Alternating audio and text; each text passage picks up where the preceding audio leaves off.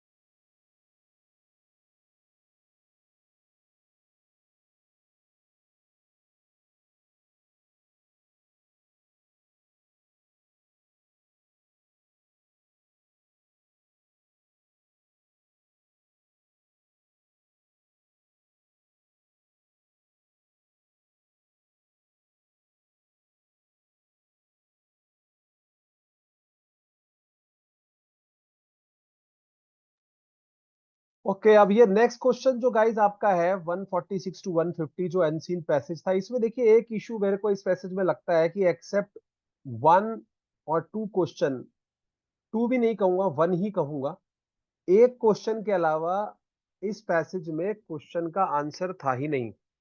Late me tell you very frankly, यहाँ पे question का आंसर, सिर्फ एक क्वेश्चन का आंसर कोई भी स्टूडेंट इस पैसेज से गेस कर सकता था, वो भी गेस कर सकता था, लाइव आंसर उसको नहीं मिलता इस पैसेज में। तो ये थोड़ा सा ऑड वन आउट चीज है, या तो दो या तीन क्वेश्चन हो तब तो हम उसको कॉम्प्रिहेंशन माने, वरना तो फिर ऑब्जेक्टिव ही पूछना अच्छा है, वो पैसेज पढ़वाया जाए, इसमें क्या मशक्कत लेनी है फिर स्टूडेंट से। But still because it have been asked, तो we have to do.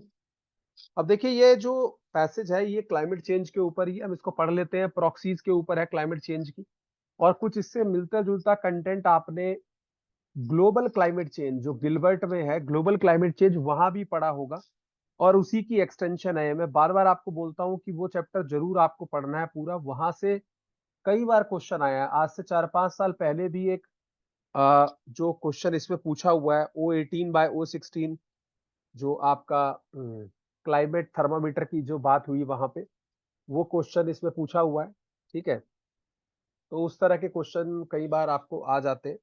But anyways, let's सी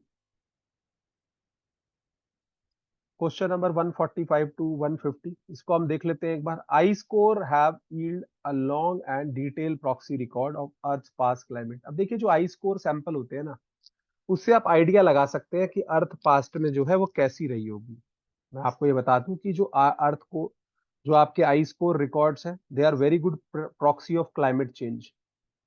तो ice core have yield a long and detail proxy record of earth past climate, या आप ये कह लो कि क्लाइमेट चेंज रिकॉर्ड जो अर्थ के हैं उनके बारे में एक अच्छा आइडिया आपको दे देते हैं। ठीक है, ये एक तो ध्यान रखना था आपको इसके अंदर। बाकी तो सिंपल ही है, कुछ ऐसा टफ नहीं है ज्यादा। देखिए यही है कि पैसेज से ज्यादा आंसर मिल नहीं पाए। तो ice core have yield a long and detail proxy record of earth past climate, oxygen isotope analysis. अब देखो ये बड़ी अच्छी बात यहाँ पे कह दी, एक क्वेश्चन का हिंट यहाँ पे मिल गया कि ऑक्सीजन आइसोटोप की बात कर रहा है, और जो हैवी आइसोटोप होता है वो O18 होता है, जो लाइट आइसोटोप होता है वो O16 होता है, जो नॉर्मल आइसोटोप है वो O16 है, बट हैवी आइसोटोप जो है वो O18 है। ठीक है, एक तो ये बात ध्यान रखनी है कि जो हैवी आइसोटोप है वो आपका O18 है, जो लाइट आइसोटोप है वो O16 है। ठीक है, analysis tapped in the air bubble and atmospheric aerosol deposit within the layer of the ice have different information, दोनों की इंफॉर्मेशन जो अलग अलग होती है। अगर एयर बबल के अंदर वो ट्रैप हो गया है, ठीक है, आइसोटोप, तो अलग तरह की इंफॉर्मेशन है उसके पास। एटमॉस्फेरिक एरोसोल में अगर है तो अलग तरह की है। ये अलग अलग इंफॉर्मेशन को डेसिफर करते हैं। अबाउट द पास्ट टेम्परेचर, देखो टेम्परेचर के बारे में भी इंफॉर्मेशन देता है, and greenhouse gas concentration as well as the cataclysmic event such as major volcanic eruption. तो जो भी आपके मेजर वोल्केनिक इरप्शन हुए उनके बारे में भी वो इंफॉर्मेशन देता है। कैसे? क्योंकि वोल्केनो जब इरप्ट होगा उससे SO2 निकलेगी और सल्फ्यूरिक एरोसोल बनेंगे, तो इस तरह से वो इनडायरेक्ट इंफॉर्मेशन आपको डेसिफर करते हैं। Of all the location where the ice core have been extracted from glaciers, the most significant is probably Dome C in Antarctica. तो एक जगह का नाम बताया कि जो लोकेशन है डोम सी इन एंटार्क्टिका, एक पर्टिकुलर टाइप की पीक है जहां से ये एक्सट्रैक्ट किए गए, राइट, है ना।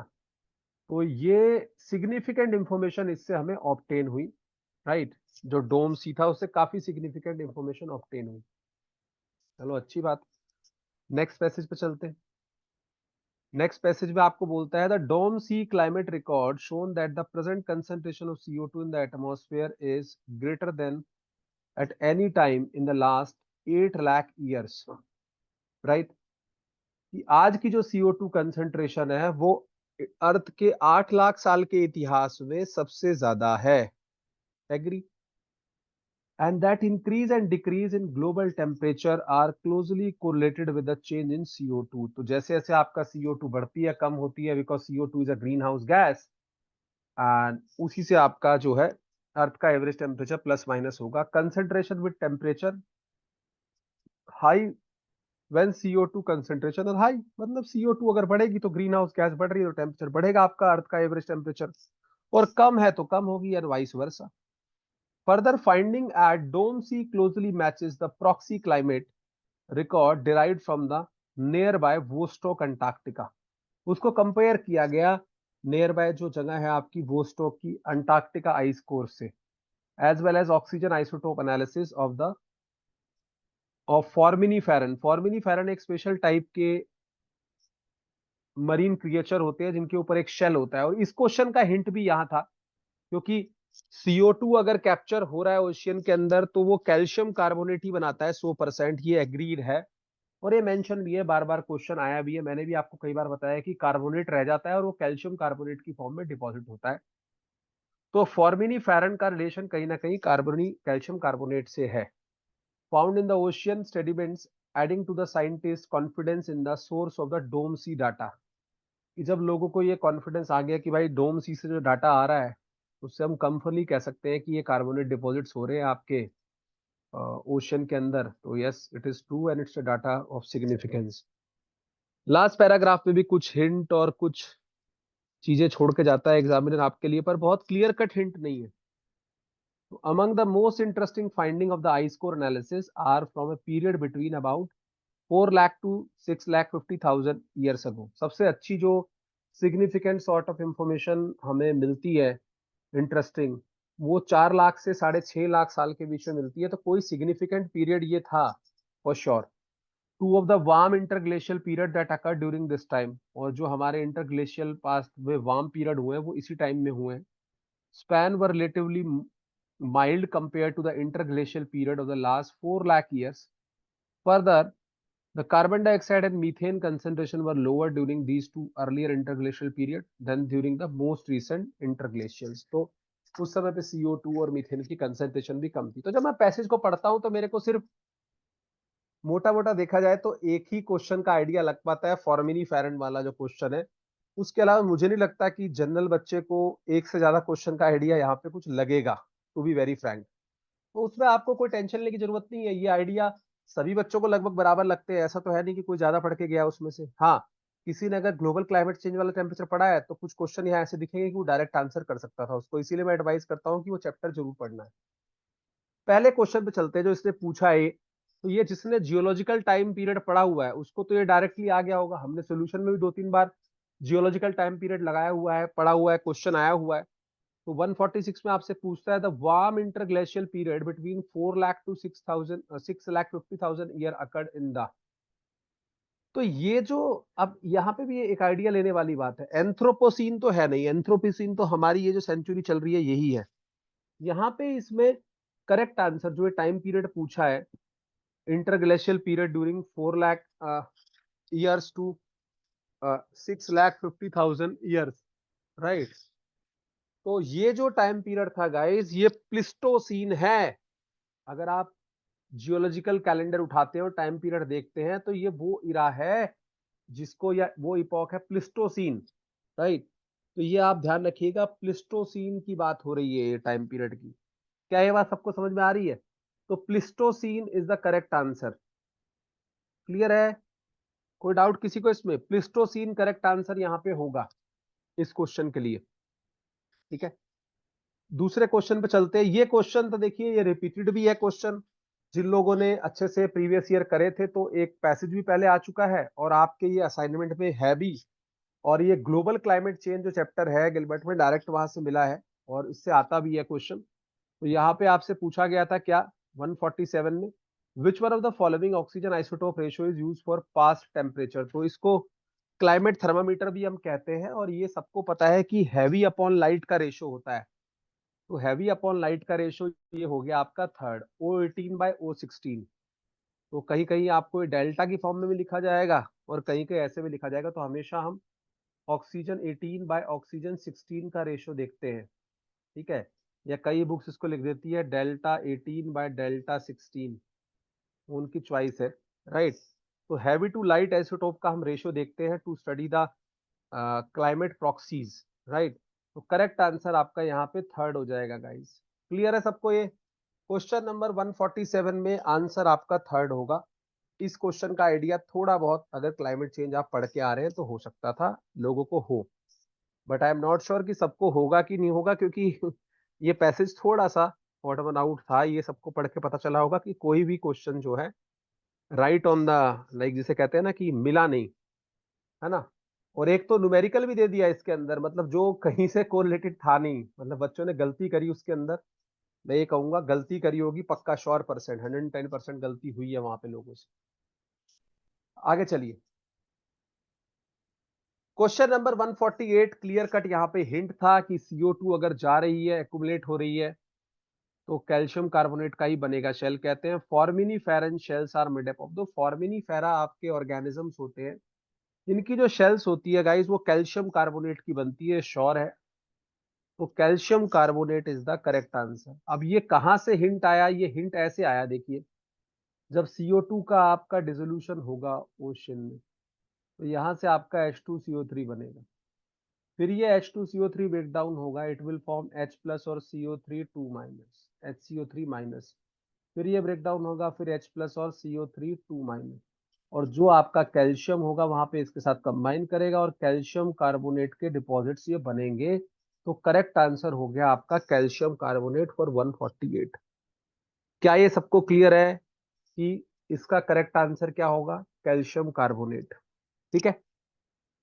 चलिए, अगला क्वेश्चन बड़ा ट्रिकी है और मैक्सिमम पब्लिक ने क्वेश्चन गलत कर दिया होगा। मैं आपसे इस बात की वेट लगा सकता हूँ। क्यों? क्योंकि आधे लोग तो क्वेश्चन को समझ ही नहीं पाएंगे।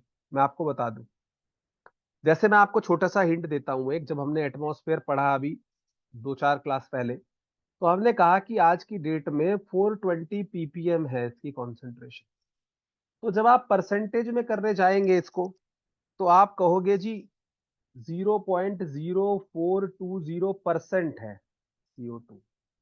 लेकिन क्वेश्चन में परसेंट पूछ ही नहीं रहा है, क्वेश्चन में आपसे पूछ रहा है पार्शियल प्रेशर कितना है CO2 का आज की डेट में। ये इसमें एक बड़ा ट्रिकी क्वेश्चन पूछ लिया, जो कि एक तरह से न्यूमेरिकली आपको कैलकुलेट करना पड़ेगा। जिस बच्चे को आइडिया नहीं है उसके लिए तो बड़ी मुश्किल हो जाएगी, जिसने क्वेश्चन देखा नहीं पहले उसके लिए ये बड़ी मुश्किल का सबब बन जाएगा। लेकिन जिसने थोड़ा सा वर्डिंग को ठीक से पढ़ा, क्योंकि आप क्वेश्चन में देखिए, क्वेश्चन में पूछ रहा है पार्शियल प्रेशर कितना है, ठीक है। If you are correctly understanding this, question में आपसे पूछ रहा है पार्शियल प्रेशर कितना है, राइट। तो उसका आइडिया, हालांकि आपको परसेंटेज से उसका आइडिया लगता है, लेकिन लॉजिक क्या कहता है जब आप ये कह रहे हैं कि भाई 0.0420% है, तो इसका मतलब ये हुआ कि 0.0420 मोल है किसके? CO2 के इन 100 मोल ऑफ एयर। तो एक तरह से इसका ये मिक्सिंग, इसका एक तरह से इसका ये जो है मोल फ्रैक्शन भी है CO2 का। तो CO2 का मोल फ्रैक्शन है। और पार्शियल प्रेशर क्या होता है हमने पढ़ा है डाल्टन लॉ में, total pressure into mole fraction of that gas. तो पार्शियल प्रेशर ऑफ CO2 क्या आ जाएगा? टोटल प्रेशर अगर मैं 1 एटमॉस्फेयर मान लूं, जो कि मुझे मानना है क्योंकि एम्बिएंट एटमॉस्फेयर लिखा हुआ है, एम्बिएंट एटमॉस्फेयर 1 एटमॉस्फेयर होता है, तो इसका मोल फ्रैक्शन कितना है? 0.0420/100। तो अब आपका करेक्ट आंसर निकल के आएगा यहां से, अदरवाइज तो आप चूक जाते इस क्वेश्चन में ना, ठीक है। तो 20 है, 2 डेसिबल और खिसक जाएंगे तो 0.00042।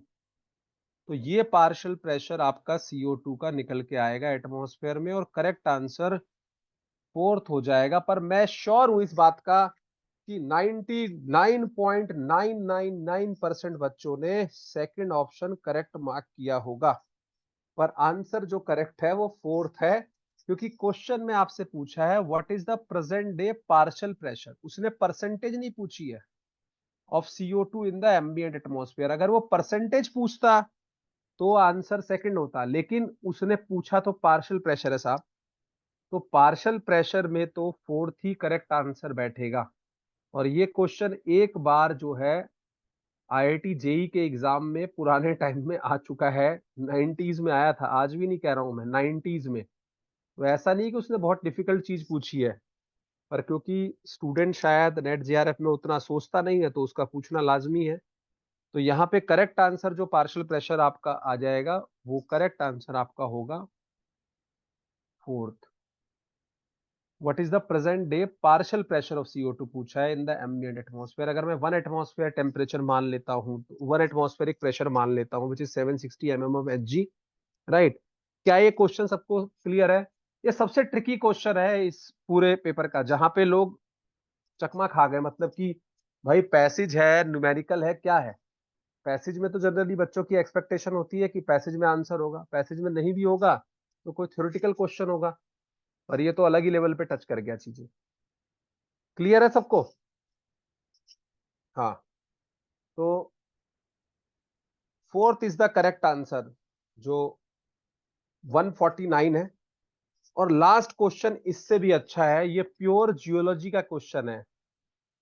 ये प्योर जियोलॉजी का क्वेश्चन है। अर्थ साइंस में क्वेश्चन खूब आता है जो जियोलॉजी का एग्जाम होता है, जियो साइंस के एग्जाम में भी आता है, जो आपका UPSC कंडक्ट करती है, ठीक है, जियोलॉजिस्ट का एग्जाम, उसमें भी खूब आता है। पर NTA में इसका एंट्री पहली बार हुआ है, राइट। तो इसमें थोड़ा सा मैं आपको कुछ चीजें बताता हूं पहले, ठीक है, उसके बाद आपको ये खुद ही आइडिया हो जाएगा क्या आंसर है।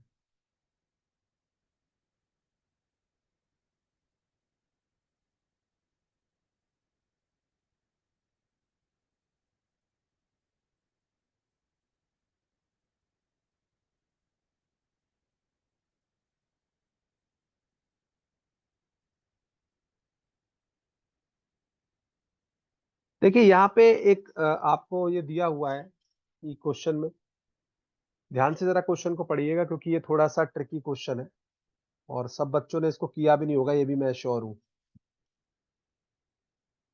वो क्वेश्चन 150 को देखते हैं। कहता है the finding of Dome C closely match the proxy climate record derived from the nearby Vostok ice core. ये कह रहा है कि जो डोम सी में हमें फाइंडिंग मिली, जो जगह थी अंटार्कटिका में डोम सी, उसपे जो फाइंडिंग मिली और जो प्रॉक्सी मिली क्लाइमेट रिकॉर्ड की, वो मिलती जुलती थी किससे? उसके नियर बाय जो वोस्टोक आइस कोर रिकॉर्ड हमें मिला, राइट, उससे मिलती जुलती थी।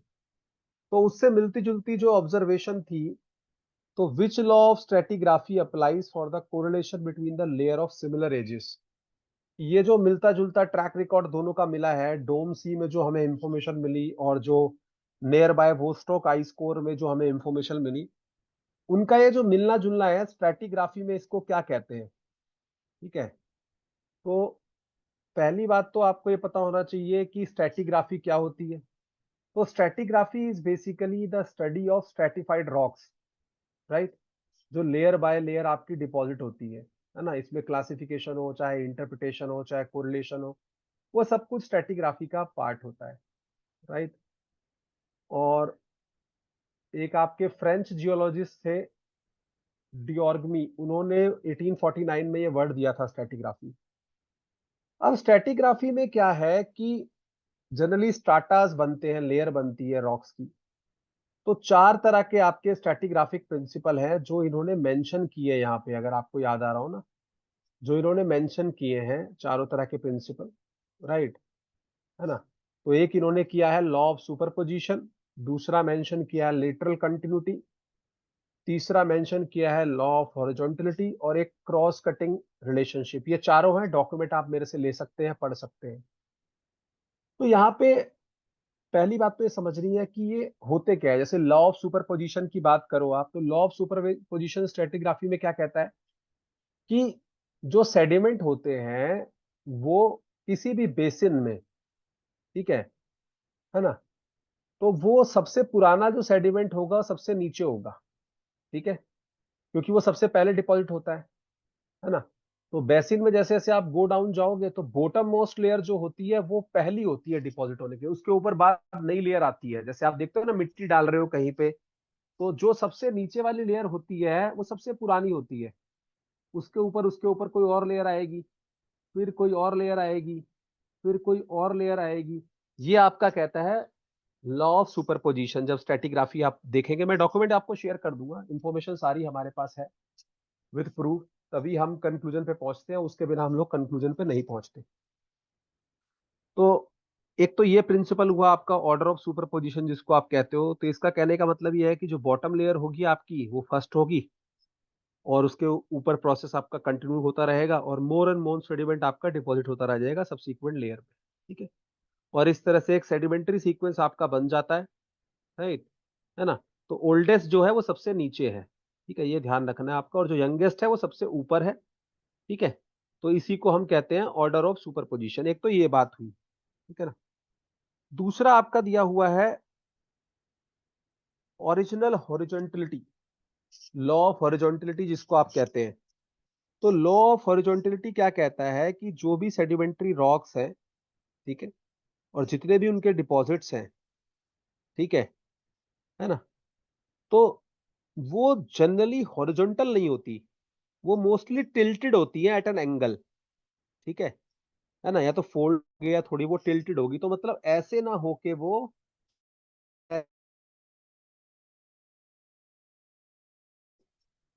तीसरा जो इंफॉर्मेशन है जो सबसे यूनिवर्सल है, the law of lateral continuity. Law of lateral continuity क्या कहता है कि कोई भी बेसिन होगा उसमें जो सेडिमेंट्स होंगे they are separated, they are spread in all the directions during the course of deposition, मतलब हर तरफ वो फैलते हैं, ठीक है। पर जब उसको आप ट्रेस करोगे तो वो लेटरल कंटिन्यूटी दिखाएगा, ठीक है। जैसे मान लीजिए कि इस तरह का हुआ, मान लीजिए ये पहले ऐसा था पूरा, और फिर वो बेसिन बना तो उसके बीच में कुछ और चीज आ गई, सेपरेटेड बाय समथिंग, बट ये दोनों आपस में कंटिन्यूअस है क्योंकि दोनों का मिनरल मटेरियल सेम है, राइट, है ना। ये एक बात हुई, इसका भी इंफॉर्मेशन आपको मिल जाएगा। चौथा एक होता है law of cross cutting relationship, क्योंकि ये स्ट्रेटिग्राफी के लॉ पहली बार first time in the history of NTA introduce हुए। मैं आपको बता दूं, आप चाहे राइट फ्रॉम द 2009 से पेपर देख लीजिए या 8 से देख लीजिए, आज तक के 16 साल की हिस्ट्री में एनटीए के कभी स्ट्रेटिग्राफी का इतना डेप्थ का क्वेश्चन नहीं आया था, ठीक है। तो ये प्योर, जिसे आप कहते हैं कि प्योर अर्थ साइंस का क्वेश्चन है। तो क्रॉस कटिंग में क्या होता है, क्रॉस कटिंग में ये होता है कि सिल्क और डाइक जो हमने आपको पढ़ाए थे, सिल्क और डाइक जो है इनको कट डाउन करते हैं अलग अलग कॉर्नर्स में। तो क्रॉस कटिंग में क्या होता है, जो क्रॉस कट्स आते हैं सेडिमेंट्स के अंदर, जिसको आप कहते हो कि not quadrantly cutted down, right, non uniform cutting होती है ना। तो the basic principle of cross cutting relationship is the when something cross cuts a sedimentary sequence and it always younger than the sequence in the other words. All cross-cutting feature are produced after the sediments in deposited, and the cross-cutting feature may be structure feature like जैसे हमने बताया था आपको, fault हो सकते हैं, ठीक है, सिल्क हो सकती है, डाइक हो सकती है, राइट, है ना। तो ये आपको ध्यान रखना था। अब यहाँ पे आपसे क्वेश्चन जो पूछा गया उसको समझने की भी बहुत जरूरत थी कि ये पूछना क्या चाह रहा है। तो पूछना बेसिकली ये चाह रहा है, जब वहां पे आपको बताया गया कि दो पास पास की जगह थी, एक तो उसमें थी आपकी डोमसी और एक थी वोस्टॉक, अगर ध्यान आ रहा हो आपको, तो यहाँ पे दो जगहों का जिक्र हुआ था कि दोनों आसपास की जगह है, और दोनों जगह में जो है कोरिलेशन पाया गया। देखिए यहाँ पे मिला भी है, ये है ना, finding at the Dome C closely matches the proxy climate record derived from the nearby Vostok Antarctica. तो इन दोनों में मैचिंग मिली है। तो जब आप डायग्राम ये निकाल के देखते हैं वोस्टोक का और जो साइंटिफिक पेपर इस पे पब्लिश हुए हैं डोम सी का, तो आपको पता चलेगा कि ये एक ही बेसिन के दो पार्ट हैं, एक बेसिन में ये सेपरेट हुए। और फिर क्योंकि इसमें मेंशन किया गया है कि वोल्केनिक इरप्शन का भी जिक्र हुआ है, तो जब आप लॉ ऑफ लेटरल कंटिन्यूटी देखेंगे तो वहां पे भी वोल्केनिक इरप्शन का जिक्र होता है to estimate the age and all. तो जब आप इसको थ्योरी को गो थ्रू करेंगे और आप रीड करेंगे इस क्वेश्चन को, तो यू विल फाइनली रियलाइज कि the finding of Dome C closely match the proxy record derived from the nearby Vostok ice core, which law of stratigraphy applies to the correlation between the layer of similar edges। तो law of lateral continuity है, क्योंकि ये कुछ ऐसा दिखेगा आपको कि एक जगह जैसे पहले यूनिफॉर्म था पूरा बेसिन इस तरह से, उसके बाद जब इसमें पार्टीशन बने आगे जाके, तो भैया डोम सी इस तरफ मान लो एक लोकेशन और वोस्टोक आइसकोर इस तरफ। हालांकि जियोलॉजी के टाइम स्केल में या जियोलॉजी के मायने में डिस्टेंस ये बहुत लंबे होते, बट ये लेटरल कंटिन्यूटी का केस है, क्योंकि जब हम लेटरल कंटिन्यूटी का लिटरेचर उठाते हैं, when we visit the literature of the lateral continuity, तो आपको वहां पे एक बात देखने को मिलेगी बड़े अच्छे से। ठीक है, एक बात आपको वहां पे बड़े अच्छे से देखने को मिलेगी, क्या कि वहां पे मेंशन किया गया है कि कहाँ कहाँ ये यूज होता है लेटरल कंटिन्यूटी का प्रिंसिपल। ठीक है, तो अगर आपको किसी बेसिन का ओरिजिन आइडेंटिफाई करना हो, शेप तब यूज होता है, direction of sediment transport, age of sedimentary rocks, right. उसके अलावा जब आप देखेंगे इसको डिटेल में,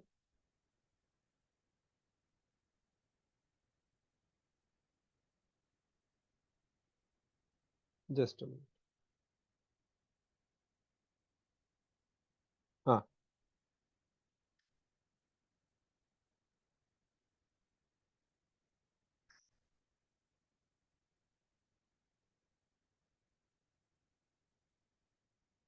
तो यहाँ पे आपको देखने को मिलेगा कि जो माउंटेन आपके इरप्ट हुए या एजिस जो आपने देख रही है, जैसे principle of lateral continuity is fundamental concept in geology, right.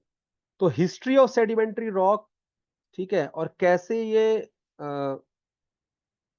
इसमें यूज होती है, उसके बारे में लेटरल कंटिन्यूटी का बहुत यूटिलिटी है। जैसे वॉल्केनिक इरप्शंस का भी वहां जिक्र हुआ है कि एज अगर आपको डिटरमाइन करनी होती है, तो आप वॉल्केनिक इरप्शन को भी वहां पे यूज कर सकते हैं, डिटरमाइन दिस, राइट। तो अगर वॉल्केनिक इरप्शन भी वहां पे यूज हो रहा है, वो ऐश भी यूज हो रही है और एक ही बेसिन का पार्ट है, तो प्रिंसिपल ऑफ लेटरल कंटिन्यूटी इसके लिए बेस्ट चॉइस था, जो मार्क करना चाहिए था। और कुछ डायग्राम भी इस तरह के वहां पे मेंशन है, जो ये इंडिकेट करते हैं कि लेटरल कंटिन्यूटी का जो आपका प्रिंसिपल है स्ट्रैटिग्राफी में, जैसे ये है, if a geologist find two layers of sedimentary rock that are separated by a layer of volcanic ash, and they can be used the principle of lateral continuity to infer the two layers of sedimentary rock are the same age। जो कि यहाँ पे mention है कि दोनों layer जो है similar as की है, क्योंकि एंड टू एंड लाइन वही मेंशन है उस एप्लीकेशन में, सिमिलर एज की है, राइट, है ना। और वॉल्केनिक इरप्शन की जिसका पैसेज में जिक्र हुआ है, राइट, कि two different locations they can use the principle of lateral continuity to infer that the two layers of sedimentary rocks are equivalent। तो ये जो बात है ये इसको फुल प्रूव करती है कि प्रिंसिपल ऑफ लेटरल कंटिन्यूटी या लॉ ऑफ लेटरल कंटिन्यूटी जो है इसमें आपका फिट आएगा। And the correct answer here is law of lateral continuity only. ठीक है, इसका भी लिटरेचर आप हमसे ले सकते हैं, we had that with us, student हमारे जितने भी हैं। तो यहाँ पे correct answer is law of lateral continuity, and this was the last question of the paper of June 2024, 18 June, which was cancelled because of some mishappenings, right। तो ये आप देख सकते हैं। Is this thing clear to each and every one? जल्दी बताइए फटाफट, किसी को कोई डाउट है यहाँ पे? Any one having any doubt in any of the questions? Clear है? चलिए जी, फिर बस अब हमारा ये डिस्कशन जो है ये एंड अप हो गया है। Now we will be mostly heading towards the theory class. right? Because it was in between and a sort of momentum shaking stuff in between. So we will now more focus on theory and most of the paper are discussed now, right? Logics इसके सारे हमने आपको दे दिए हैं and rest of the things will be there in the detailed solution, right? But 99.9% we have reached to the correct answer with most appropriate logic और इसको अच्छे से आप करिएगा इस पेपर को, क्योंकि इससे भी काफी आपको अगस्त वाले अटेम्प्ट में हेल्प मिलेगी और जो अपकमिंग एग्जाम्स हो रहे हैं उनमें भी। And rest of the solutions till December 2023 you have with you, हमने दिए हैं हार्ड कॉपी में, तो उसको भी आप थोड़ा डिटेल में लीजिए। आज की क्लास को हम यही स्टॉप करेंगे और अब कल से हम स्ट्रक्चर ऑफ एटमॉस्फेयर की तरफ बढ़ेंगे डिटेल में। And now the paper is done, so we don't have any hurdle in between. We will be going smooth unit by unit irregularly. So with this I will stop here. Thank you very much for your patience. This will be available on your cloud, right? So you can see that. Thank you very much. Take care. Keep revising the stuff and keep momentum going on, because exam की date कभी भी announce होगी, right? मतलब tentative date तो आपके पास है ही कि 21 से 4 सितंबर है, बट इन बिटवीन जो शेड्यूल हमारे सब्जेक्ट का है वो कभी भी आपको मिलेगा। Take care, good night.